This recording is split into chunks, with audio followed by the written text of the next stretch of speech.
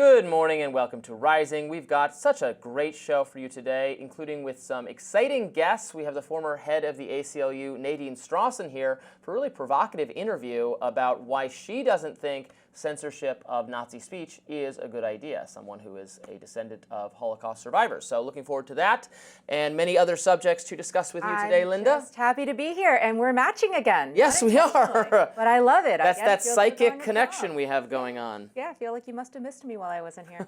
Of course. Robby, what's on your radar? Happy to tell you. Well, as Elon Musk and the Department of Government Efficiency and the Trump administration more broadly make efforts to reform government and eliminate needless waste, fraud, and abuse, they're coming up against predictably negative press coverage from the mainstream media, which is often sympathetic to government employees and hostile toward efforts to reduce the size and scope of government.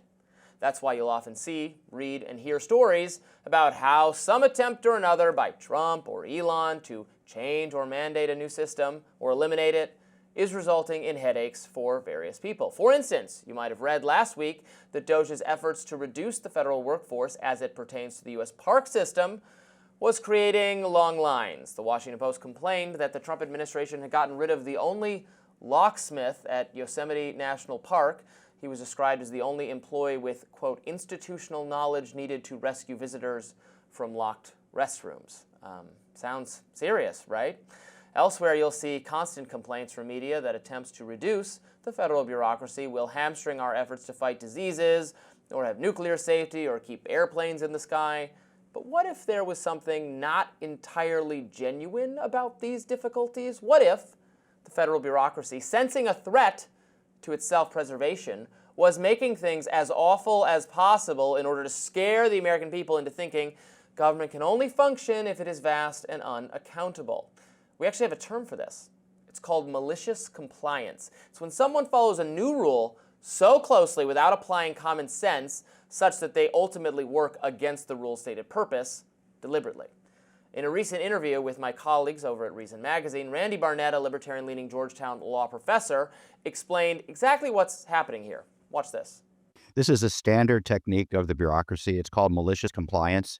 They take they try to make the most painful cuts possible. It's like when there was a 2-day government shutdown and the federal government ostentatiously closed all the government parks surrounding DC and put chains up so that the media could go and take video of the chains across parks that didn't have to be shut down, as a matter of fact, under that supposed shutdown. This is very standard fight back propaganda from the bureaucracy whose interests are at stake, and from the people who are not in the government, who have been enjoying a very rich lifestyle at government expense. Now, that is not to say, again, that when you're fighting a corruption that's this deep and this impenetrable, that every move that's going to be made is going to be perfect. And we need a free press in order to monitor what government does now, as we actually could have used a free press to monitor what the government was doing during the Biden administration. Unfortunately, we didn't have one. We had a completely state sympathetic press. And that's the problem, because the media has been so in the tank for Democrats running cover for the Biden administration for years, we can't actually trust them when they say such and such government service is vital and cutting it too much is bad for the American people, because they would say that anyway about every little thing. Why is it the case, for instance, that there's only one park employee with the key to the bathroom? Would a park run by a private organization find itself in such a condition? Malicious compliance, by the way, has been called other things. It was called Washington Monument Syndrome, or Mount Rushmore Syndrome, or Fireman First Syndrome, reflecting the fact that when government bureaucracies are finally forced to make cuts, they start by cutting public-facing services in a maximally painful and visible way in order to sap public enthusiasm for making said cuts. They want you to give in. Don't fall for it. Be somewhat skeptical of media outlets telling you that the sky is falling unless the National Park Service gets each and every last dime it's entitled to, more money than ever. We will never, ever succeed in cutting government that way. Malicious compliance, that's what I think is going on here. Robby, I think, Yeah. I understand the point. I Yeah. understand the philosophy and the theory behind it, for sure. I do think it's very important to tell stories about the direct impacts that are happening as a result of the DOGE-driven cuts that we've been talking about ad nauseum for weeks now. But I also think that broad cuts mean broad impacts. And while it's convenient to talk about this one locksmith, and one could question why that article in particular focused on a locksmith, the truth is there are very big service disruptions and other issues and impacts that we are either starting to feel right now or definitely going to feel as this continues. Everything from whether or not your Social Security checks are going to make it to your house, to if there's another health crisis. In fact, we're seeing measles outbreaks in a couple of states right now, whether your public health system will have the experts that are going to keep us safe. So I do think that we don't want to gloss over the impact that doing these, what I think are quite arbitrary cuts, not done with a scalpel, but with a sledgehammer or a, whatever that thing was, Chainsaw. A chainsaw, exactly. Doing it with a chainsaw. Well, I don't know. They're definitely going to be impacted. Argentina did it with a chainsaw and it worked out pretty well for them. But look, we are a nation in debt. We spend way too much money. There's broad agreement that cuts have to be made. They got to come from somewhere, right? And if I have a criticism of DOGE, it's that some of this stuff, the fraud they're identifying, is piddly. It's a small part of the budget. We're never going to balance the budget by canceling out, semi-random grants and not touching defense spending or entitlement spending, which is the bulk of what the federal government spends. Now, if we fire a massive amount of federal employees, I think that would make something of a dent. But if you fire people and then you end up having to rehire them, well, then you're actually setting yourself back because that's just creating inefficiencies. So I do hope they do more of this. I keep saying this. I'll say it every day. Do this through with congressional oversight, permission, legislation, etc., rather than at random. But we know that if they have to adjust their budgets, these organizations, they cancel the customer-facing part first so that you feel the pain and that you go, oh, well, we can't cut our beloved part. Everything is somebody's beloved something, right? And when times are tough, private entities need to, they pull back, they have to spend less, they let people go. The government, what I worry, doesn't have that same, because they can always just, they can print more money, they can raise more revenue. They're not subject to those same market forces when times are tough. And which is why every agency, they'll complain about getting cuts when really it's a reduction in how much more money they're going to get this year. They rarely ever do they face a cut. Yeah, well, let's be clear about what we have been talking about, though, which is cutting the jobs of the federal civil service. And you have to set that into context for how much of the budget it actually covers, right? So if you cut 2.4 million federal employees. That's still 4.3% of the entire federal budget. So what I think is actually happening here is that we are distracting from some of these other issues. And just as you and I've talked about a lot, it's not what they're doing, wanting to reduce the overall spend from the federal government. It's how they're doing it. And they're vilifying federal civil service employees as if they're the problem when they've actually committed decades of their lives, many of them, to nothing but service of the American people. Well, we debate. Let us know what you think. Up next, why the former head of the ACLU is arguing for free speech always, even for Nazis. We'll discuss. Stay tuned. Would censoring the Nazis have stopped the Holocaust from taking place? That's the implicit justification for the regime of internet censorship that currently exists in modern Germany. But one prominent voice, Nadine Strossen, says that censorship actually didn't work. Strossen is the former head of the American Civil Liberties Union and the daughter of a Holocaust survivor. Now, in a recent op-ed for Fox News, she made the case that censorship would not have brought down Nazi Germany. Her article came in response to CBS News host Margaret Brennan's curious claim to Vice President J.D. Vance that the Nazis had successfully weaponized free speech. Let's watch. He was standing in a country where free speech was weaponized to conduct a genocide. And he met with the head of a political party that has far-right views. Strossen countered this, making the case that censorship laws that did exist during the Nazi regime actually helped Hitler rise to power because he was a free speech martyr, or portrayed himself that way. Joining us now to discuss all of this is Nadine Strossen, who is now additionally a senior fellow at the Foundation for Individual Rights and Expression. Welcome to Rising, Nadine. I've admired you for a long time. Always love conversing with you. Thanks for being here. Thank you so much for having me, Robby and Linda. So I think this is such a vital point. You know, you write in this op-ed, and I've heard you make this point before, that, you know, yes, if widespread censorship might have produced some vastly preferable historical result and saved millions of lives, I think we'd all have to consider it. But your point is that actually we kind of did test that because they did practice censorship against the Nazis. It just didn't work. Why don't you tell us more?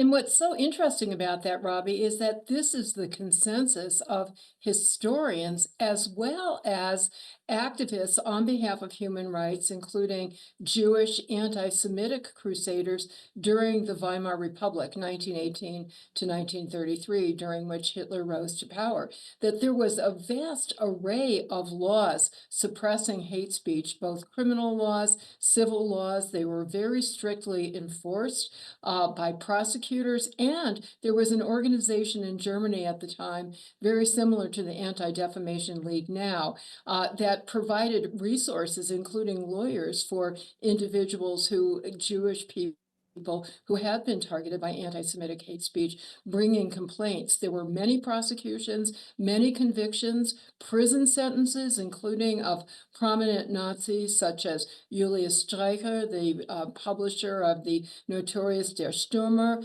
which was repeatedly confiscated. Hitler himself was literally banned from speaking in public for several years in many states in Germany. And not only did the Nazis try to gain sympathy out of this censorship, they actually succeeded, including, according to crusaders against anti-Semitism, one of whom wrote, "This is a failed strategy. We are simply creating martyrs." That's incredible. And you also, you know, have observed in the past, there was plenty of actual crime, you know, organizing to overthrow the state, to commit violence that is not free speech, that could have been prosecuted more harshly than the German state did. So they went all out on suppressing speech, which backfires, and then were too lenient in terms of actually punishing violence and terrorism. Well, to say the least, Hitler and his hench people actually tried to overthrow the German government. They had a coup and received the ridiculously lenient sentence of 5 years in prison at a time when the general sentence for that kind of treasonous, violent activity was the death penalty, or at least life imprisonment, or at least being disqualified from running for political office again. Hitler only served 8 months of that already low 5-year term, during which he wrote Mein Kampf and comes out and is allowed to run for office. And the trouble is, as you rightly say, Robby, that he and his hench people literally got away with murder, physically assaulting and killing their political opponents, communists, socialists, Jews, and other minority people. Nadine, is very helpful to get that historic context, especially as this conversation has become a bit of part of the zeitgeist here in the U.S. What's your take on what lessons there are to be learned from that experience, especially today here in the U.S. in an era where clearly social media has an outsized impact on the kind of discourse that we're experiencing, especially in politics? That if we are concerned, as we should be, about speech that conveys dangerous, evil, hateful ideas, our goal is to suppress the ideas. And the effective way of doing that is not through punitive criminal law.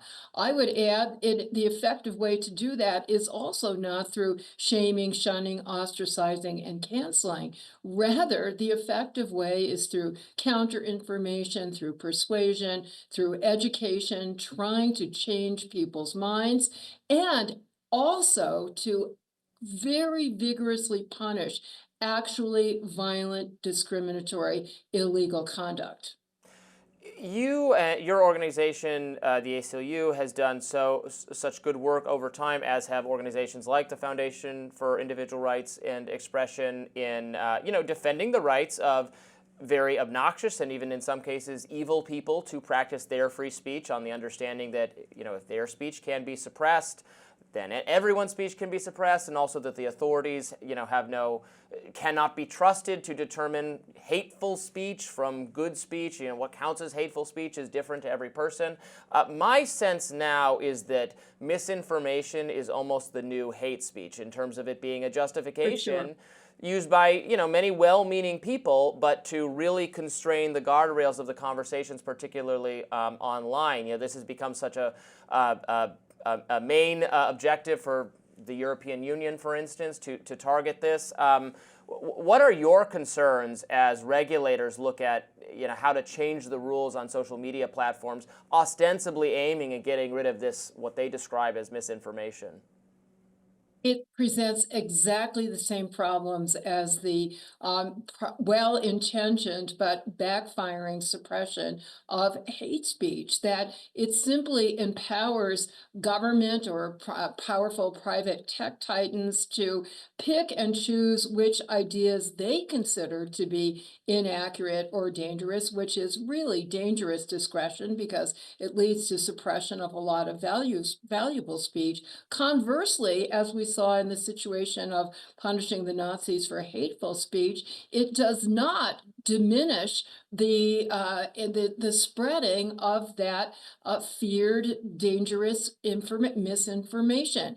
In fact, it draws people's attention to it and support for it. And many social scientists have shown that due to the psychology that is common to us human beings, that if you try to suppress conspiracy theories or other disinformation, for those people who are inclined to believe it, it just increases their support. They say, oh, well, this must be true. Why would people be so afraid of it or trying to suppress it? So again, the answer, not only in terms of free speech principles, but in terms of actual pragmatic concerns of what works, is not to try to suppress disinformation. That's never going to work, but rather to use more speech, accurate information, giving people the resources, the media information literacy, to do their own research, to learn which sources are trusted or not. Nadine, it sounds like you're in part, while I don't want to put words in your mouth, in part you are advocating for fact-checking, which of course we have had a lot of pushback from this particular administration, and independently members of the private sector have moved away from it. Who do you believe should be doing that fact-checking, and is there an important role for that in this current discussion? Well, Linda, with all due respect, it's not objection to fact-checking itself.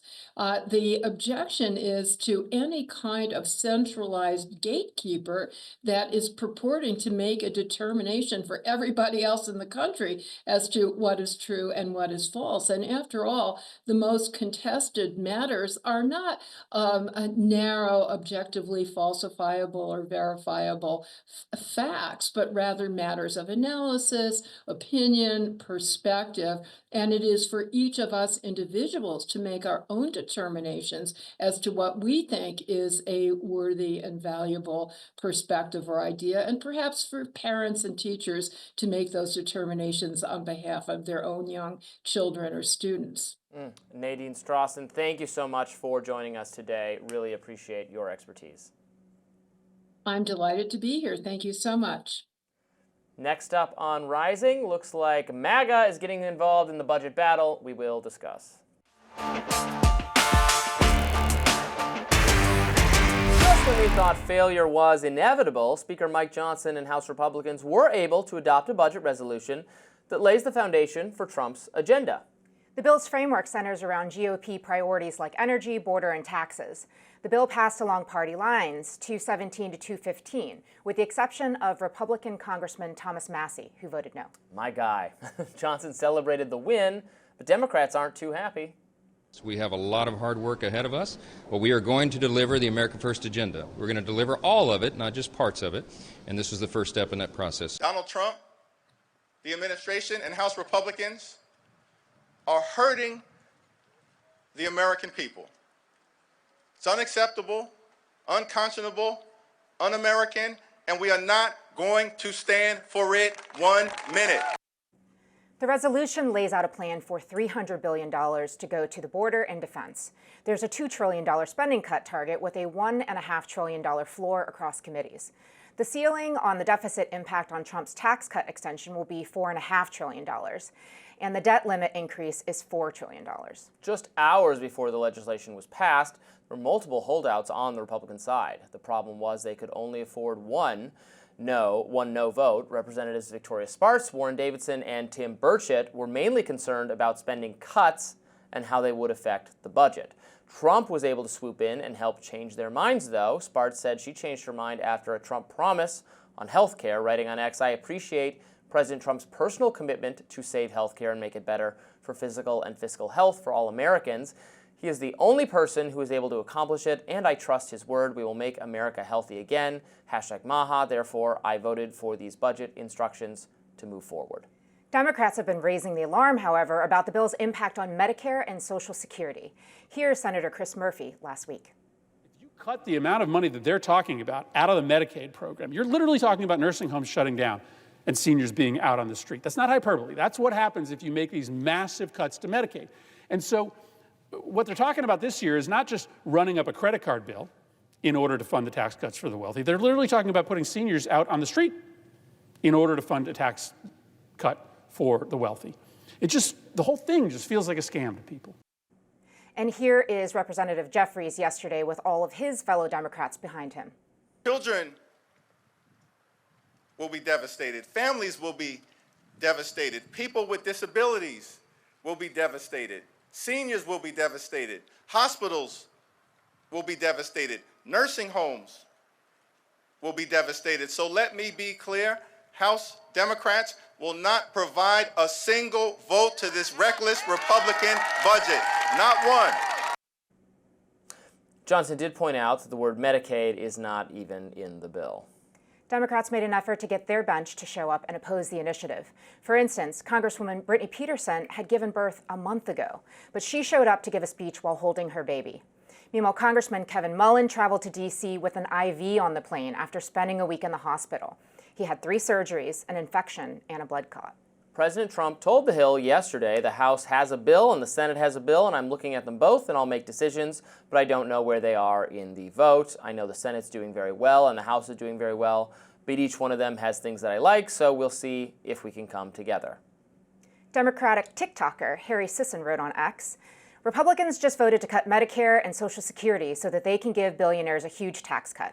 They're gutting your programs to help Elon Musk get another yacht. It's despicable. Political strategist Joey Manarino wrote, Medicaid reported $50.3 billion in improper payments in the last fiscal year. Audits in various states revealed up to 20% of Medicaid expenditures went to ineligible recipients. When the Democrats lie and say the budget that passed last night cuts Medicaid, they're lying. It cuts waste, fraud, and abuse. Others on the right felt a little bit differently. Liberty Lockdown co-host Clint Russell wrote on X the following, we aren't at war nor in a recession. There's a Republican-led House, Senate, and White House. Don't get mad at Massey for voting no against more deficit spending.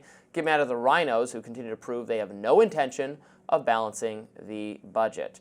Yes, Thomas Massey said on X that he believes the budget extends the 5-year tax holiday we've all been enjoying, doesn't cut spending very much, increases the deficit by over $300 billion. Over 10 years, it would be $20 trillion, and so he voted no.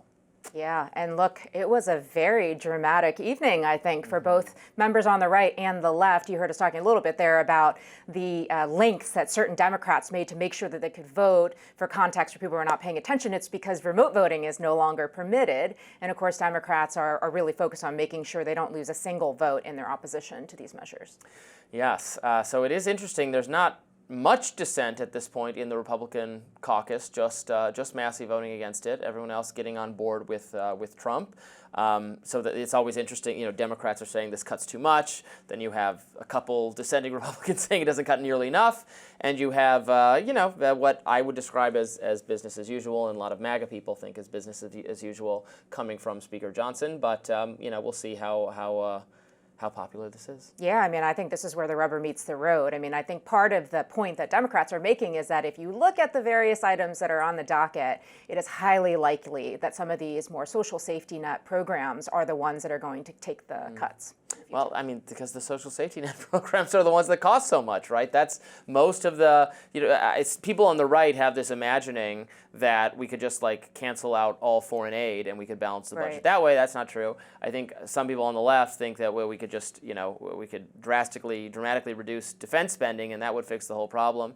I'm for dramatically reducing defense spending, but the bulk of the problem is how much we spend on Social Security, Medicare, entitlements. That is what our government spends money on. And I would add, the American people suggest in polls that they're not very happy with the quality of care they get from the healthcare system, despite us spending so much money on it. Why is our system less efficient than peer countries that spend not as much money? And I know I argue with progressive people who say, well, our system needs to be more government run and that would make it cheaper and more efficient like those systems. I obviously have some skepticism about that, but something is clearly wrong because we have a massive, giant, bloated federal bureaucracy that does have fraud. There's examples of Medicare fraud that have been reported on by mainstream institutions, advantages for the healthcare companies, the pharmaceutical industry, and and we don't love the care we get. So something is clearly wrong. We could have an entire 2-hour show on our medical system and how we compare it to other first world nations around the country. I think absolutely there are things that need to be addressed for sure. But to your point earlier, these big programs, people actually like them. So whenever you hear people talking about what they want cut, they're cutting generally this non-existent budget line item, waste, fraud, and abuse. But if you ask them about Medicare, you ask them about Medicaid, you ask them about Social Security, they say don't touch it because they want to rely on it. Well, people like getting money from the government. I mean, people paid into it. You pay into Social Security all your life, so you expect you feel owed. You feel owed. I get that. The problem now is the people paying into Social Security right now are paying for the people taking. Like there's more coming out than going in. And people paying into it now, young people, are, in my view, the victims of like generational theft. In all our entitlement system is mostly benefiting comparatively wealthier and comparatively older Americans, and the ability of younger people starting families, buying houses, trying to afford childcare, those things have all gotten way, way, way more expensive for the younger people who are asked to pay into these entitlement systems. There's not going to be any money left. Social Security is projected to, go totally out of funds in I forget how many years, long before today's young people become at the stage of their lives where they start drawing on that pool of money. So, if I was, I'm not such a young person anymore, but if I was a much younger person, I would be outraged about the fact that I'm being expected to pay into a system when the structures of the financial structures of our society have made it are now privilege the relatively elderly versus the relatively young, because the things you're trying to afford when you're younger have gotten way more expensive. I feel like we've been talking about the potential insolvency of these programs my entire adult life. What we don't talk about... Well, eventually that comes due. Well, for sure, but what we're not talking about is the other piece, which you do bring up, Robby, on a regular basis, which is our defense spending. Mm-hmm. In no universe should we spend more money on our defense than the next 47 nations in the world combined. That is an outrageous overspend, and that's exactly the kind of thing that we should be looking at. I mean, at the end of the day, what we spend our money on dictates what our priorities are. And for me personally, I feel like spending on healthcare, spending on caring for our seniors, spending on caring for low-income children, that is absolutely exactly what federal government should be about. Well, coming up next, President Trump's bold moves on Ukraine might have paid off. We will discuss. Stay with us.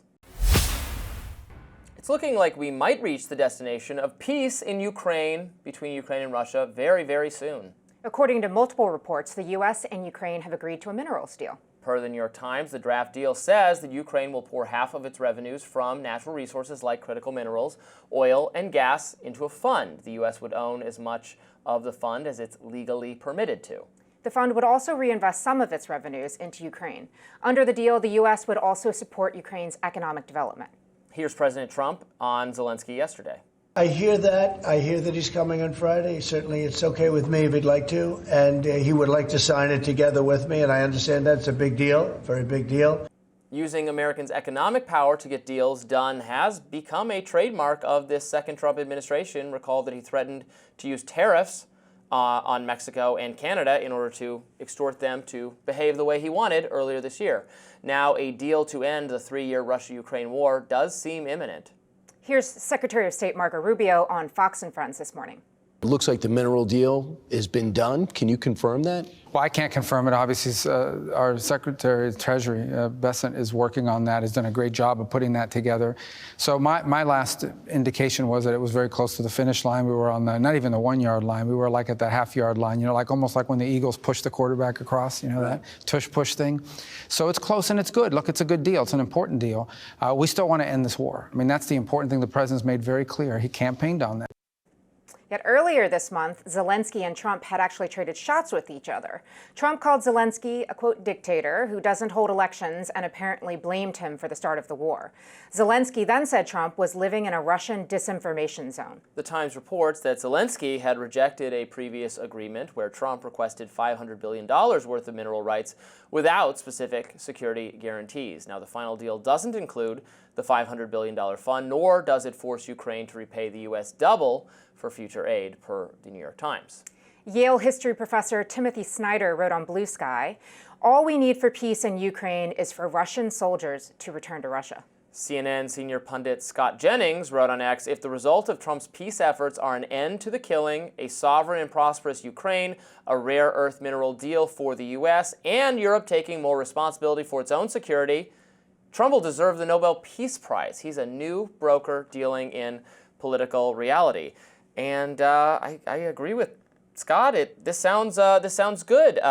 We're going to be involved, if this deal goes through, in a joint economic venture with Ukraine that ties us more closely to them in terms of that country's stability and economic future is good. Europe takes more responsibility for their defense, and then the war comes to an end. Yes, as that Blue Sky person said, yes, Russia could end the war by not invading Ukraine. That would be fantastic. In magic fantasy land, that's what happens. On planet Earth, we need a deal to end the war, and it looks like this war of words between Trump and Zelensky was just part of posturing for some deal, and we're going to get a good one that benefits the U.S. and Ukraine, ends the war. I'm pleased as punch. I'm not surprised that you're pleased, Robby, but also here on planet Earth, we don't know yet where Russia is on all of this, and we don't know yet where the lines will be drawn. Obviously, Russia has taken some significant territory from Ukraine by attacking a sovereign nation under a person who is not a dictator, despite what President Trump said recently. Well, I think that territory is gone. I think that's the reality. They can't fight to take it back. They don't have the resources to do that. Putin is a dictator, bad guy. Zelensky has done a number of things I don't like and agree with. I would not have, I guess, described him as a dictator, although I got furious pushback earlier this week on this show from Niall, sitting in your chair, when I said that I basically... really furious, or was he just emphatic? I got unusual push... Well, not that he pushes back often, but he was taken aback at me characterizing virtually everyone in politics as a dictator. I very zealously guard my civil liberties, my free speech rights, and my money. And so when it is being taken, I feel that is almost de facto dictatorial. But I think you shouldn't throw around the term dictator or fascist leader or anything like that very freely. I think the term fascist leader does get thrown around pretty freely in the mainstream media. And I don't agree with it. But look, here's the thing. I don't think we should just shrug our shoulders at a fifth of the landmass of Ukraine being turned over by an illegal invasion of their country. And I think this is why we keep coming back to it. And also, at the end of the day, we're still corroborating and legitimizing Russia in a way that I think is troubling. And that is why you're seeing so many EU leaders stepping forward and making their voices heard on this issue as well. Fair enough, but what is their plan to do otherwise? I mean, what does the EU want to do about it? Do they want to declare war on Russia? Do they want to raise the funds or the resources or the arms or the soldiers to have an all-out confrontation with Russia where they push them out of Ukraine? On some level, it's like put up or shut up. If you're not willing to do that, then what's the point of just this like anti-Russian rhetoric or just like Yeah, we really disapprove of what they're doing. Very bad. I agree, it is very bad. They shouldn't have done it. Very bad. But what are you going to do about it? Nothing. Just complain about it? That doesn't solve the problem. Well, to be fair, a number of European Union nations have said that they would ante up, and they have been actually supporting with their own resources. Yeah. We've contributed Obviously, a lot. the U.S. is the outsized player here, but you know, my filter for all of this and for everything that has been happening over the last, I think, just 5 weeks now, is how would we feel if the shoe were on the other foot? How would we feel if it was the U.S. that had been invaded by our neighbors to the north, for example? Would we be shrugging our shoulders at it? I don't think so. No, we wouldn't. But you know, in an earlier segment, you said, you know, why are we spending, you know, more on defense than the next 46 countries? And well, do the next 46 countries expect us to defend them no matter what happens to them? That's why we end up having to spend so much money. If the rest of the world, our friends, view us as their private policemen, then we're always going to end up spending way too much money. And I just wonder if that keeps us safe. Are we more or less likely to be invaded ourselves? And we're not very likely to be invaded ourselves. No one's going to invade us. But are we more safe at home by focusing abroad and contributing to these conflicts? I don't know. Well, I think, my opinion is yes, we are safer because we are a significant player in the global arena, whether that's from a diplomatic standpoint or it is from supporting our allies, whom I think are getting the short end here in general in this administration, because we shore them up. They stand with us on lots of things that I think are important. And then, you know, this circles back to the conversation we had many weeks ago now about USAID. Being engaged in soft diplomacy is also really important because we can't lock ourselves behind some great big wall and think that the world is never going to reach us. Of course not. And I'm for diplomacy, and I'm for particularly economic engagement, economic arrangements with other countries that will benefit them and us. Let us learn how we can productively serve each other. We have a need for, you know, whatever it is, microchips. You can have a microchip factory in your country, create jobs, grow wealth there, and we benefit from that. And I think those kinds of arrangements are great. So I actually am really excited about the idea of being involved with Ukraine in this sort of mineral deal that will devolve some economic benefit to us. I think the American people will probably be excited about the prospect of recouping some of the investment we've made in this country over the last several years. Right? That's not wrong, is that? To want to earn back, not plunder, not take from them, but be involved in a mutually beneficial economic arrangement for their security and for our prosperity. Yeah, absolutely. I don't think it's wrong to want there to be some sort of value in American taxpayers' investment in any other nation that we're dealing with. I think the challenge here is that we have to be really careful that we are not then ourselves becoming a bully. And that was part of the reason why there was so much criticism and so much harsh pushback from President Zelensky about the original ask, which was essentially half of their economy. So I think, you know, there's some lines here that need to be redrawn, both literally and figuratively, and that this discussion it feels like it's moving in a better place, but still, we got to be careful. We are not the bullies of the world, and we shouldn't be. President Trump clamps down on the White House press corps. We'll discuss. Stay tuned.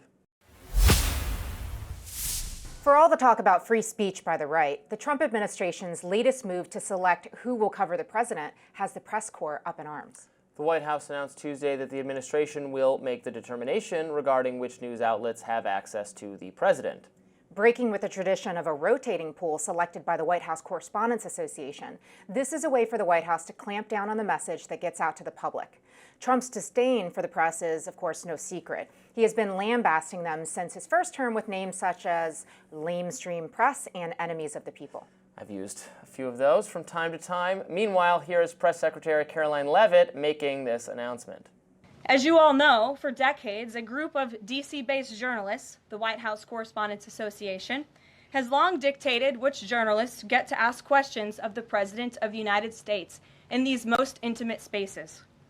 Not anymore. I am proud to announce that we are going to give the power back to the people who read your papers, who watch your television shows, and who listen to your radio stations. Moving forward, the White House press pool will be determined by the White House press team. Legacy outlets who have participated in the press pool for decades will still be allowed to join, fear not, but we will also be offering the privilege to well-deserving outlets who have never been allowed to share in this awesome responsibility. Just like we added a new media seat in this briefing room, legacy media outlets who have been here for years will still participate in the pool, but new voices are going to be welcomed in as well. As part of these changes, we will continue the rotation amongst the 5 major television networks to ensure the president's remarks are heard far and wide around this world. We will add additional streaming services which reach different audiences than traditional cable and broadcast. The White House Correspondents Association responded, writing, quote, "This move tears at the independence of a free press in the United States. It suggests the government will choose the journalists who cover the president. In a free country, leaders must not be able to choose their own press corps." Even Fox News did blast the move, or at least senior White House correspondent Jackie Heinrich did so. She wrote on X, "This move does not give the power back to the people. It gives power to the White House. The White House Correspondents Association is democratically elected by the full-time White House press corps." She added further, "If you think MAGA benefits from this in the long term, you're dead wrong. You would not have trusted in any Democratic administration to pick its own pool, but now that door is open. White House Correspondents Association has never opposed the White House administration to pick the pool, but picking it to contribute to the pool, but picking it is another story. Just wait till a Dem admin plays that same game. You'll hate it." This move comes on the heels of the White House blocking access to the Associated Press because of its refusal to change, quote, Gulf of Mexico to Gulf of America. Some on the right, however, celebrated the move. Breaking Point's host, former Rising host Sagar Enjeti, wrote on X, "Excellent decision. The White House Correspondents Association assignments in the briefing room and gatekeeping in the press pool dramatically restrict access to irrelevant legacy media outlets and dramatically skew the type of questions to be asked in limited press availabilities with the president." And Greg Price, a White House rapid response writer, wrote on X, "This is easily the biggest shakeup of Washington, D.C. in a very long time. The fake and lame White House Correspondents Association has for decades controlled which reporters and outlets have access to the White House, despite no actual statutory authority to do so." Peter Baker, chief White House correspondent for the New York Times, wrote on X, "Having served as a Moscow correspondent in the early days of Putin's reign, this reminds me of how the Kremlin took over its own press pool and made sure that only compliant journalists were given access." So Jackie Heinrich of Fox News, who was complaining about this, is a member of the White House Correspondents Association. Look, in this case, I'm a little bit of two minds, because I certainly understand the criticism, the pushback here. If it's just the White House is picking, who has access, they could just pick friendlier and friendlier media. I think if Democrats did this or Biden had done this, it would have been perceived as by Republicans, excuse me, I'm tripping over my words here, as an effort to limit access from people who might ask hostile questions of Biden. So I understand all that. That said, the White House Correspondents Association has long been criticized from the right, from independent media, for doing gatekeeping on behalf of legacy institutions. I agree with Sagar, who used to be the host of Rising, and how he frames it as this association really poorly serving the new media ecosystem, which involves podcasters and independent content creators and all of that. I like that Caroline Leavitt discussed throwing open the White House press briefing room to more of these kinds of outlets, and I supported that. I'm not sure how this is going to go. If the White House is just going to be picking more friendly blogger-type people, that would not be a good idea, but I'd like to wait and see how it actually works. I think breaking the power of the very cartel-like White House Correspondents Association is a fine thing on its own, although I don't know that this plan will be better. Yeah, look, I think there's definitely a conversation to be had about who gets access. And especially in this new media, that's aging me by saying that, right? This world of different content creators and the digital era we find ourselves in, where, the latest research shows that most people actually are not watching cable news. They're not watching the major networks. They're getting their news from non-legacy media institutions. So, put that on one side of it. I think, however, that Peter Baker really hit the nail on the head here. What we're seeing is this administration very specifically deciding that it is exacting revenge for outlets that it doesn't like. We saw that during the first administration, and I don't expect this one to be very different. And in this case, it is specifically attacking the Associated Press, for which there is a style book. It is literally a facts, nothing but the facts wire service. And I think that they're picking it in a way that I think is going to be harmful, by the way, to smaller communities in this country who actually rely on wire services like the Associated Press to bring them the news of the day. So I think the retaliation against the Associated Press was wrong, as do numerous conservative outlets. Newsmax also came to the Associated Press's defense. They shouldn't have done that. That said, I have clashed many times with the AP in the past. I mean, it's not, some of their style guide stuff is clearly making editorial decisions that I am baffled by. Do you remember when they decided to start capitalizing black but not white in terms of ethnicity? I remember that. Oh, I remember. I'm sure you had many segments about it. Yes, I probably did a monologue on that. So, you know, do I think they should be retaliated against? No. The blending of conservative media and the White House is an issue because I think it's fine for conservative pundits to inveigh against the media. I inveigh against the media all the time. I don't think it's less appropriate for the president to do it. I mean, he can use his free speech rights to complain about the media. He should not actually take action against them or use the power of government to undermine them. But, you know, the White House does get to pick which reporters it wants to give access to, right? They don't, that is a power they're allowed to have. We can criticize who they give access to. We can say, well, that's, you know, not being in the spirit of a free press, which I'm sure will be the case sometimes, but they get to do it. The White House gets to decide if it's going to give a one-on-one interview to an outlet. The White House does not get to decide, I'm going to send my media alerts or my news releases only to a subset of the press. I mean, that is exactly the Biden White House decided never to let do. anyone talk to Biden ever because we're hiding the fact that he is too senile to be the president.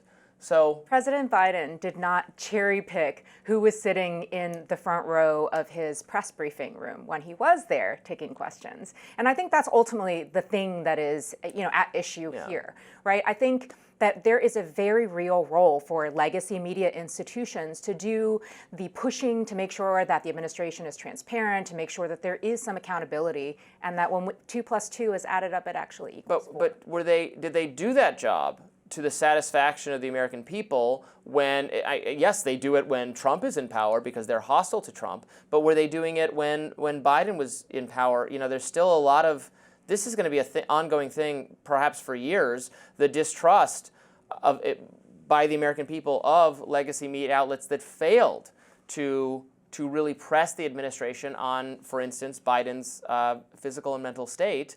Now looks very like they had blinders on, like they did not. You know, they're gatekeeping because they're occupying the Correspondents Association, deciding who's at the front of the room, who's getting access, and then they are failing in their job to properly to vet the president as aggressively as was called for in that situation. So that's why there's a desire to say, well, let's open it up to more voices. Now, if that just means the White House ends up closing it down to legacy media, I will, of course, be against that. But I think legacy media came off looking quite biased to people. Well, I remember the Biden era differently than you do, not surprisingly, Robby. And I recall many criticisms about lack of access to the Biden front office there during the last 4 years. So it was a little bit different in my memory. All right. Next up, DOGE is hitting one group particularly hard.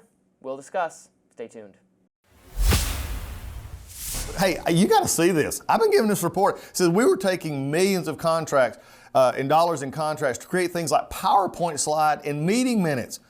Folks, if you don't know how to run PowerPoint slides, learn. It's a tutorial on your computer. Go learn for free. It's okay. Take your own notes. Wow, I'll send you one of my pencils if you need one, but we're not paying millions of dollars for consultants to do this for us.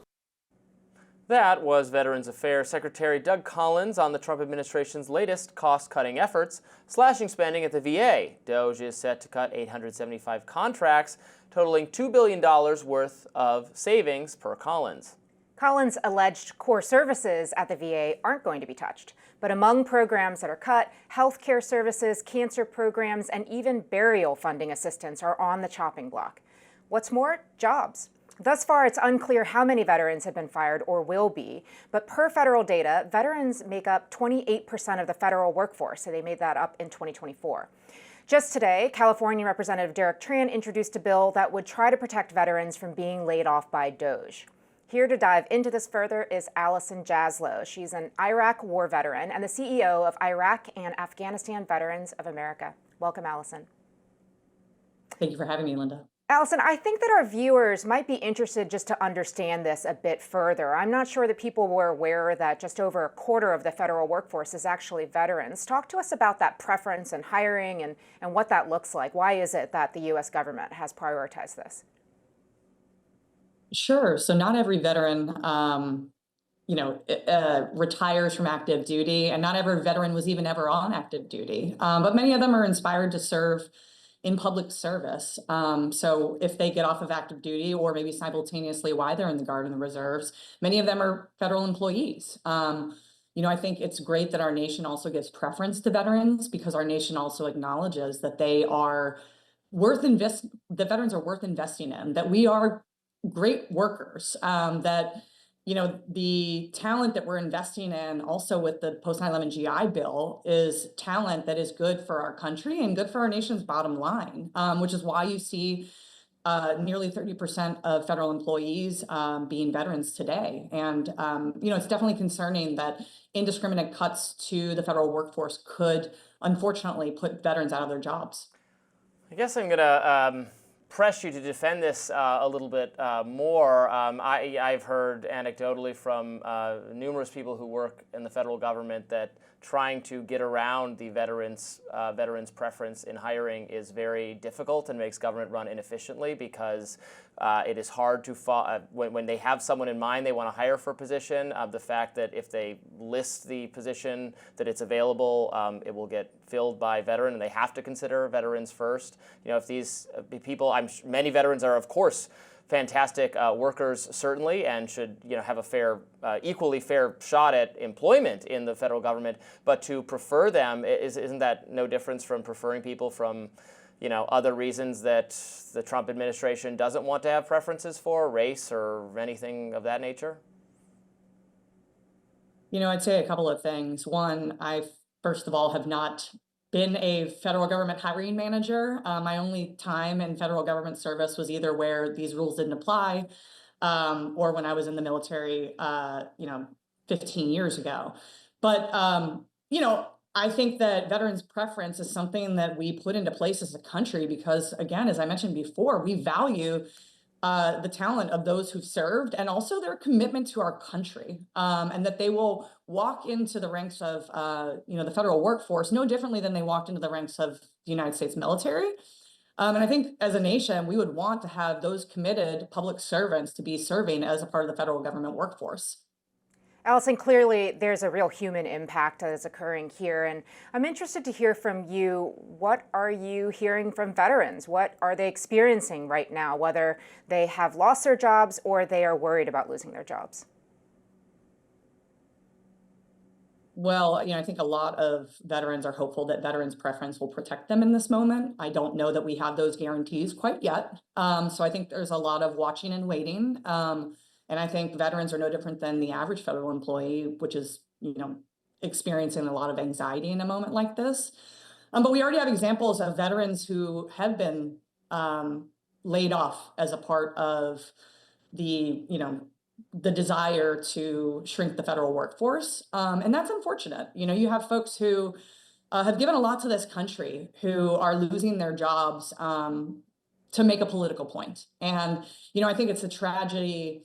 Not just in this moment, but I think, our nation's veterans, but also specifically my generation of veterans, have been subjected to a lot because of our nation's politics over the last 20 years. And this is just another sad example of that. Let's talk about reforms to the VA, which gives many important vital services to veterans, although there have also been complaints over the years about how slow it can be, how inefficient, that sort of thing. What is your view on the smart or good ideas for reforming the VA to make it a service that veterans appreciate even more? Sure. And first of all, I would say that if there's any wasteful spending at the VA or any other agency, I think it is wise that we take a look at that and reinvest those resources more efficiently into providing, the services across the government that we as a public and a nation, and not just veterans, need. But when it comes to, the VA specifically, I think one of the smartest things that former Secretary Bob McDonnell did when he was the Secretary of the VA was bring in folks from the private sector who believed in government, but also believed that government could work more efficiently and effectively for especially our nation's veterans. And I think that mindset at the VA is still one that I personally would welcome. I think that we want the VA, especially with the the amount of resources that the American taxpayer is investing in it to be giving the best-in-class care to veterans that the American taxpayers are hoping that veterans are getting. And, we have, for the last decade plus, all witnessed access issues. VA still has best-in-class care, but if veterans can't get connected to that care, that's a problem. And I think it's something that we relentlessly need to stay at as a nation. And I also think that we should all welcome outside-of-the-box thinking inside government to help make sure our nation's veterans get access to the care and the benefits that they deserve and earn. Allison, I know you're tight for time today, so just one more question from me. Speaking of the private sector, there's been some concern here in Washington, D.C. and in other communities around the country about the potential downstream impact of these cuts on industries that really rely on veterans for their workforce as well, including defense contractors. Are you hearing any concerns on that front from where you sit? I think the concerns more largely when it comes to downstream impacts is that I think that a lot of folks are focused on Washington, D.C. and their frustrations around what happens in Washington, D.C., those people who are working and getting paid in Washington, D.C. In a way that feels, that it's not delivering for the American people. But what people need to remind themselves of is that the federal government is coast to coast. The federal workforce is coast to coast, and there are veterans who are employed coast to coast. And so you have actual communities who rely on, for example, Department of Defense installations to be the economic engine of their community. And so the cuts to the workforce there will have cascading impacts on those communities for the workers who may no longer have a job and won't be, investing in that community anymore. And so I think more broadly, whether it's veterans, or the rest of the federal workforce, we need to think about how this is something that is far-reaching, well outside of Washington, D.C. Thank you so much for joining us on Rising today. We appreciate it. Thanks, Allison. Thank you for having me. Coming up next, President Trump's latest immigration policy might not be quite what you expect. We'll discuss. Stay with us. Conservatives are blasting Jake Tapper all over social media right now. What's the reason? He just announced he's releasing a book on the cover-up of former President Biden's cognitive decline. Tapper tweeted, "Original Sin now available for pre-order at originalsinbook.com from Penguin Press. Been working hard on this with Alex Thompson from interviews with more than 200 White House insiders, Dem leaders, and more. #OriginalSinBook." Many on the right are pointing to a heated interview that Tapper had with Lara Trump in 2020. Here it is. Every time he comes on stage or they turn to him, I'm like, Joe, can you get it out? Let's get the words out, Joe. You kind of feel bad for him. How do you think it makes little kids with stutters feel when they see you make a comment like that? First and foremost, I had no idea that Joe Biden ever suffered from a stutter. I think what we see on stage with Joe Biden, Jake, is very clearly a cognitive decline. Okay. That's what I'm referring to. It makes me uncomfortable. You have to no. watch somebody on stage That's so amazing. It's so amazing to me that try and figure out an answer. A cognitive decline. Well, when you're trying to tell me that what I was suggesting was I think that you were mocking his stutter. Yeah, I think you were mocking his stutter, and I think you have absolutely no standing to diagnose somebody's cognitive decline.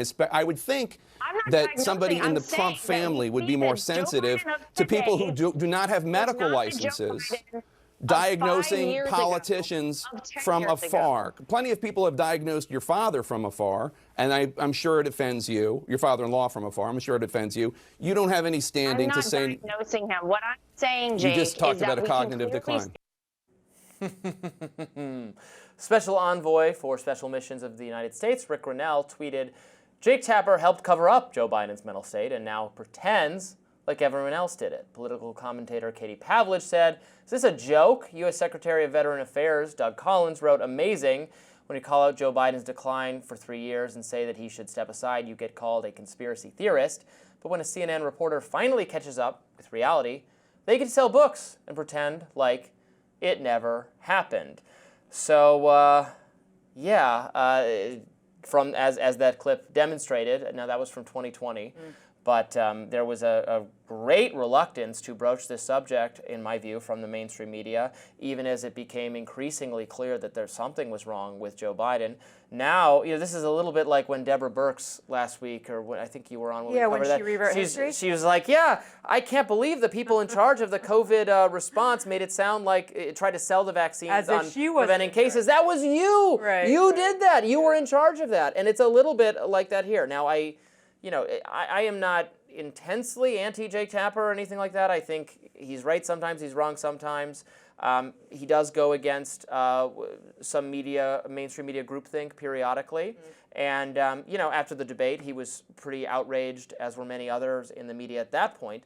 But the question becomes, when people were raising these issues earlier than that, where were you? And maybe this is going to be a great book on everything that was missed by media outlets, including in some cases CNN.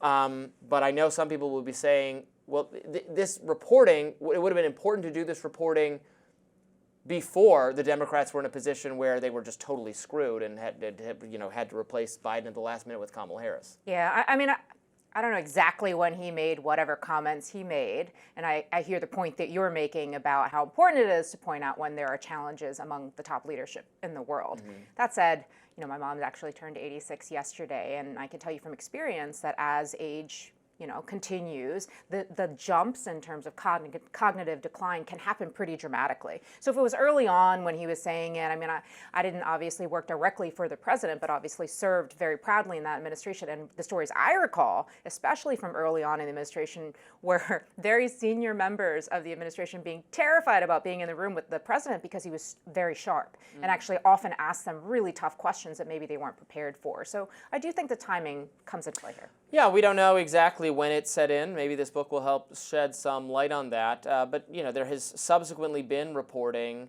We heard all along that, oh yeah, he's so sharp, he asks tough questions. I heard that too. Yeah. But then there was subsequent reporting about, well, we try not to schedule meetings early in the morning or late at night, that he has his window where he's really sharp and really on it, that we don't want to subject him to meetings though that go on too long because then his mind wanders.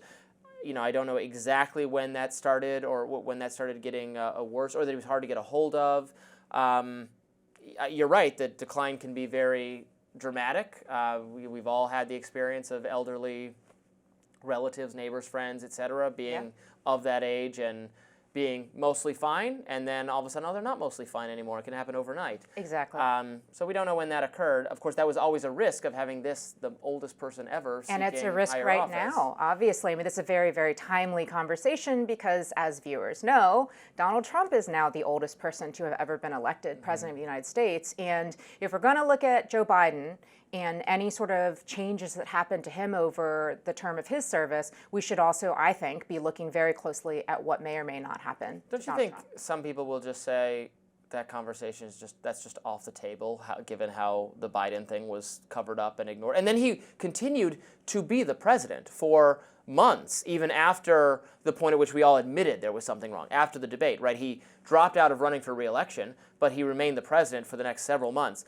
I don't know. I thought that was the whole part of the 28th Amendment, to have the cabinet decide the president's no longer fit, 27th, excuse me, fit to do 20, they're saying 25, one of those numbers, to have the cabinet say the president is not capable of doing the job. I know there were conversations about that when Trump was president the first time. Mainstream media was talking about, is his rhetoric evidence that he's crazy, and could we have the cabinet invoke the amendment? It was interesting that there was no conversation about that after Biden was demonstrably in decline. Well, if your question is, should it be taken off the table, I think the answer is no. Mm-hmm. I think we should be looking closely at who is sitting behind the Resolute desk, and are they sharp, and how are they performing in the most critical role in the country. I do think that it varies from person to person. Bernie Sanders, for example, I think is another person who is advanced in age but is incredibly sharp. So it really depends on the person. It's the 25th Amendment. I just looked it up. He was driving you nuts. Yeah. I misspoke. All right. Thanks so much for watching. More Rising right after this. Just how much is American citizenship worth? $5 million apparently. President Donald Trump said Tuesday that the U.S. will sell gold cards to wealthy foreigners priced at $5 million. Those who pay would have the right to work in America and be on a direct path to citizenship. Here's Trump speaking from the Oval Office. Wealthy people will be coming into our country by buying this card. They'll be wealthy, and they'll be successful, and they'll be spending a lot of money and paying a lot of taxes and employing a lot of people. And we think it's going to be extremely successful. Never been done before or anything like this, but it's something that we're going to be putting out over the next, would you say 2 weeks, Howard? Do you want to say? 2 weeks. Standing next to the president, Commerce Secretary Howard Lutnick explained that the gold cards would replace the government's EB-5 immigrant investor visa program, which grants green cards. The 1992 program allows foreign investors to funnel money into U.S. projects that create jobs. Investing under the green card program is cheaper. According to the U.S. Citizenship and Immigration Services, the standard minimum investment amount has increased to $1.8 million, up from $1 million to account for inflation. The gold card program would be open to the oligarchs as well. On that gold card, getting back to that, I'm fascinated by this, Mr. President. You should be fascinated by it. Your taxes will go down to nothing. Would a Russian oligarch be eligible for a gold card? Yeah, possibly. Hey, I know some Russian oligarchs that are very nice people. It's possible. Reactions are running rampant on social media. Conservative X-account Autism Capital, love that name, wrote, quote, instead of green card lotteries, they want to help eliminate the deficit by letting people buy their way in. This attracts money, job creators, high-level talent. But liberal comedian Jason Selvig wrote on X, quote, Trump is offering gold cards for wealthy people instead of green cards. Give me your tired, your rich, your huddled masses of oligarchs. I don't know. Sounds. He messed up that quote, didn't he? Yeah. What's the actual? Yeah, give me your tired, your poor, your huddled masses yearning to breathe free. Yes. Well, a poem is not in the Constitution, unfortunately, but I am totally fine. I agree with this Trump plan. Of course you are, Robby. Why not let wealthy people who want to buy citizenship and then contribute and make our country a wealthier, more successful place do that? I want to drain the rest of the world, particularly rival countries like China and Russia, drain them of their talent and their money by having their prominent, prosperous citizens come here. What's wrong with that? So first of all, I think we should revisit this discussion exactly 6 months from now. Okay. Because I think what you're going to find is there's not exactly a long line of very wealthy people trying to take advantage of this offer that Donald Trump has just laid on the table. And why is that? Because here in the United States, we actually tax people a whole lot more, and we tax people on their global income. So I don't think the people who could actually take advantage of a $5 million get into the U.S. card are going to be lining up at the door to get it. Actually, you may be right about that, but you know what I'm going to say to that. I want to reduce the taxes on those people. I want to make it a no-brainer for successful, rich, smart people who contribute to society, who build companies, who hire people, who create value for others. I want them to all want desperately to live in the United States so that we can be an economic superpower or maintain our position as the world's preeminent economic superpower, not through military strength, not through beating up other countries, not through, whatever autarky where we shut everything down and just try to rely on our own. No, we can trade and engage with others, but we want them to be able to come here. I'm all for that. The criticism, I think, on the right of is having, chain migration of people whose needs who are taking more than they're contributing, who are going to overrun the welfare system or the housing system or things like that. Wealthy, productive people, we should want them in the U.S., right? We should want wealthy, productive people in the U.S., but we should also be doing what we've done from the roots of our country and welcoming those huddled masses yearning to breathe free. I'm joking with you, but it's actually deeply personal, right? My parents came to this country with nothing but the clothes on their backs, yearning for their piece of the American dream because they were escaping war. Where did they come Vietnam. From Vietnam. And I feel like I'm a great example of them achieving the American dream. No, I agree with being that. Productive person that you're hoping for. I mean, I think at the end of the day, this discussion is the same as the others that we've been having, which is what do we value as a nation? What do we plan to do with those poor and persecuted who are at our gates because we have always been, as Ronald Reagan would say, that beacon on the hill? No, so I agree with that.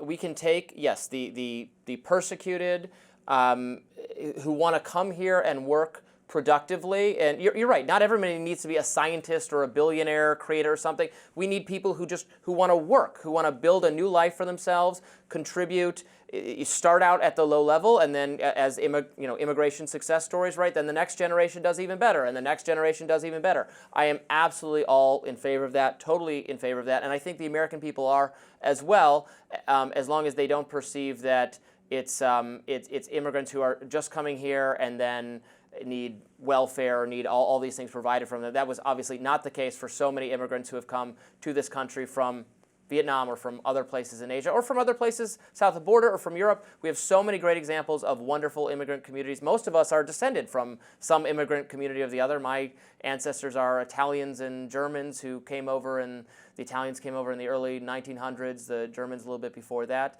And and they were spit upon and hated by the people who lived here, and there's tensions, and then that improves over time, and you become part of the success story of America. I'm all for that process. Yeah, I mean, I just think fundamentally we are stronger because we are a nation of immigrants. We are stronger because we are diverse. By the way, that welfare, those social safety nets, those were critical as a stepping stone for my family, and I'm sure many, many others, in order to become people who were holding down jobs and being able to survive and pay for housing and pay for food. I mean, I think the immigrant experience is often vilified under this administration. It certainly was during the first Donald Trump administration, and I think that's part of the reason we just have to be really, really careful. I would hate to see us deny our roots and also to deny the strength that comes from immigrants coming to this country. Yeah, look, I am more for immigration than many other people on the right, or I lean more in a pro-immigration place than where a lot of the energy is among Republicans right now. So, which just means that I think advocates of a more open immigration system just frankly need to pick their battles because of where the public attitude is on this issue. Donald Trump obviously ran on and won on restricting certainly illegal immigration, doing more to curb immigrant violence and things of that nature. Now, again, I am for making it possible for people to come here who want to come here, who share our values, who are fleeing communism and authoritarianism, who want to start families and want to work. I am absolutely for that, but I think it needs to be sold on that basis, that people are going to come here and they're going to do work, and they are going to make us a more prosperous society, and that is a good thing, and that's the way it's always worked. That's what America is built upon, but that needs to be the pitch, that it's best for the nation. It's best for all of us, not just best for the immigrants, in order to make it persuasive to people who want to get on board with that. Yeah, you know what I think was really interesting during the electoral cycle, Robby, was that when you asked potential Latino and Black voters, for example, what did they think about some of the things that Donald Trump was saying on the campaign trail? On the immigration issue in particular, Latino voters were like, yeah, but he's not talking about me. Right? Even if they were immigrants themselves, he's not talking about me. So clearly the right is winning in how it is staging the argument about immigration and potential immigration reform. And that's one place that Democrats should really buck up and tell these stories. Maybe they should be tuning into you, Robby. Oh, maybe. Well, up next, we will be discussing at great length my favorite topic of the day, Star Wars. Stay tuned. The head of LucasFilm is reportedly expected to go far, far away and leave the studio that makes Star Wars films by the end of the year. Now, this has many conservatives, including myself, jumping for joy. Why? Because LucasFilm boss Kathleen Kennedy wokeified the franchise. Now, Puck first reported the news on Monday night, citing a source familiar with it. Another source said that nothing had actually been decided yet. Kennedy joined the company in 2012. Disney bought it a few months later. George Lucas, the creator of Star Wars, left shortly after. Kennedy relaunched the Star Wars franchise in 2015. From 2015 to 2019, Disney released a new Star Wars movie every year. The first was The Force Awakens, which grossed more than $2 billion globally. In U.S. box office history, it is the highest grossing film. The Rise of Skywalker in 2019, however, earned just half of that. Many right-leaning Star Wars fans put the blame on Kathleen Kennedy for the franchise's decline. In 2018, Solo, A Star Wars Story, which was terrible, was the first Star Wars movie to lose money at the box office. Kennedy also oversaw Indiana Jones and the Dial of Destiny. That film lost around $140 million. In May 2024, Kennedy told the New York Times, operating within these giant franchises now with social media and the level of expectation, it's terrifying. I think a lot of the women who step into Star Wars struggle with this a bit more because of the fan base being so male-dominated. They sometimes get attacked in ways that can be quite personal. Even George Lucas's ex-wife Marcia bashed Kennedy's rendition of the franchise. Marcia told The Times that Kennedy had no clue about Star Wars. One gripe critics have is that Kennedy has tried crowbarring leftist ideological themes into the movies. Some of these include overcasting of diverse female Jedis and adding a storyline about so-called lesbian space witches. Critics also said the films tried making them hate Luke Skywalker and unnecessarily killed off beloved characters for the sake of diversity. Managing editor of the Babylon Bee, Joel Berry, wrote on X, Kathleen Kennedy's tenure at Lucasfilm shows us what happens when you try to make art out of spite and hatred. Her work over the decade has been little more than performative malice against the Western mythos and the men who built it. Just a miserable body of work. Co-owner of popular YouTube page Star Wars Explained, Molly Damon wrote on Blue Sky, "The folks who have been campaigning for Kathleen Kennedy to step down will try and make you think they were right all along. Don't let it get to you.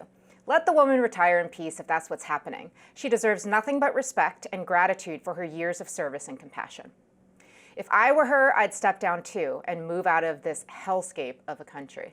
Writer and producer at The Daily Wire, Jacob Fallick, wrote, Kathleen Kennedy took America's most iconic film franchise, Star Wars, something countless young boys grew up watching because of the action, villains, heroes, and aliens, and turned it into a monstrosity of far-left politics, from introducing the most egregious examples of a feminist Mary Sue character. It has become unwatchable as it currently stands. Good riddance to Kathleen. The culture is changing in the right direction. There's no room for your BS.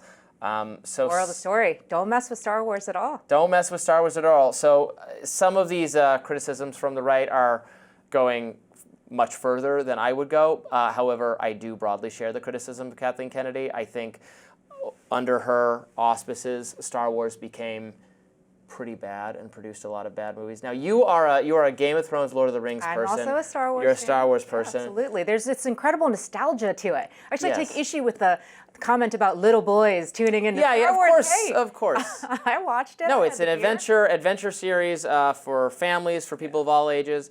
The new movies were just not that good. They were so the first one, Force Awakens, it was not bad. It was a little too simple and just far too similar to the original Star Wars movie.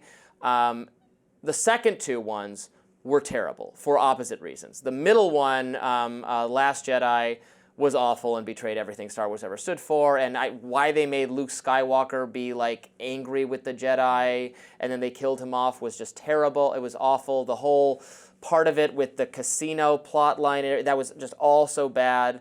I think, and then the third movie tried to pivot then wildly in the other direction and just give fans exactly what they wanted. Fan service, Palpatine is back. How? We'll never explain it. It makes no sense. And that was also absolutely terrible. They didn't have any original ideas. They were trying to trade on nostalgia without understanding what made Star Wars so appealing in the first place. For as much as the prequel movies that George Lucas made were maligned, I love those movies. I loved them as a kid. I love them now. Glad you brought that up. There was controversy, though. No, I know. You were supposed to hate those. I feel like that's now reversed because everyone who loved Star Wars of my age, now we're adults, and like, yeah, that was actually, we loved Star Wars then. The criticism was over Jar Jar. Yeah, but Jar Jar's fine. I mean, fine. There are legitimate criticisms, obviously, you can make of the prequel movie. Like, some of the CGI doesn't hold up very well.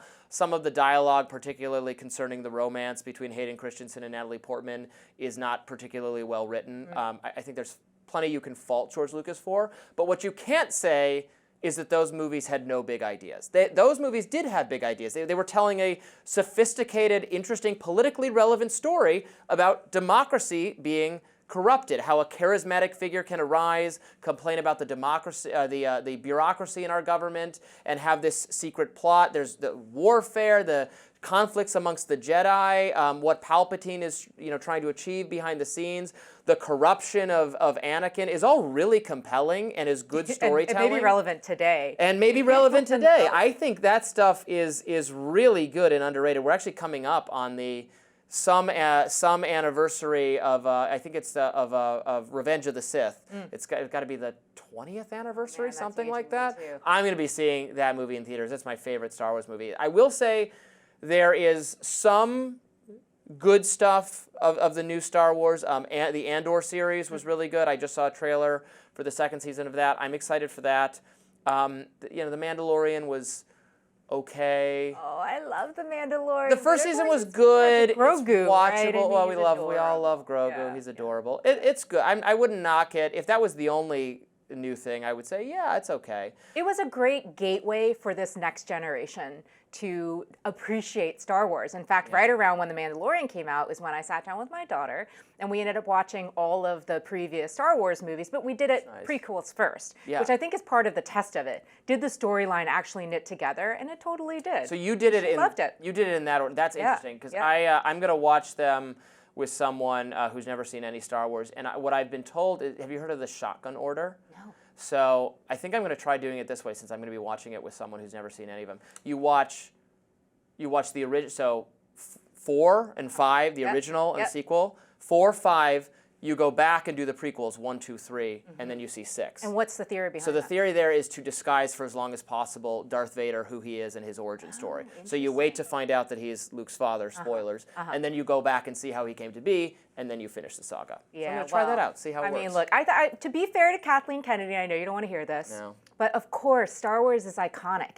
And anytime you're going to delve back into something that has all of this nostalgia and passion wrapped into it, it's going to be a really, really high bar. I could do it better. Hire me, Star Wars. I have ideas. We're going to use time travel to just pretend that none of these movies, the new ones, ever happened, and we're gonna redo it. I think it's all entertaining, though. Honestly, all of the series, I get what people are saying about making sure that you're actually Palpatine returned somehow. For sure. That movie made it into the final script. But I love the universe that is revealed to you by Star Wars so much. I think it's all entertaining. I was entertained by the criticism of Kathleen Kennedy that South Park But you thrive made. on that. You were dying to talk about that. I was dying to talk because I was recalling the South Park skit, which I can't repeat any lines from because it's not for it's not a family episode. But if you've seen it, you know what I'm talking about. That does it for us today on Rising. Please be sure to like, share, and subscribe so you never miss any content. And for those of you who like to listen while on the go, we're now available anywhere you can get your podcast fix. See you in a galaxy far, far away.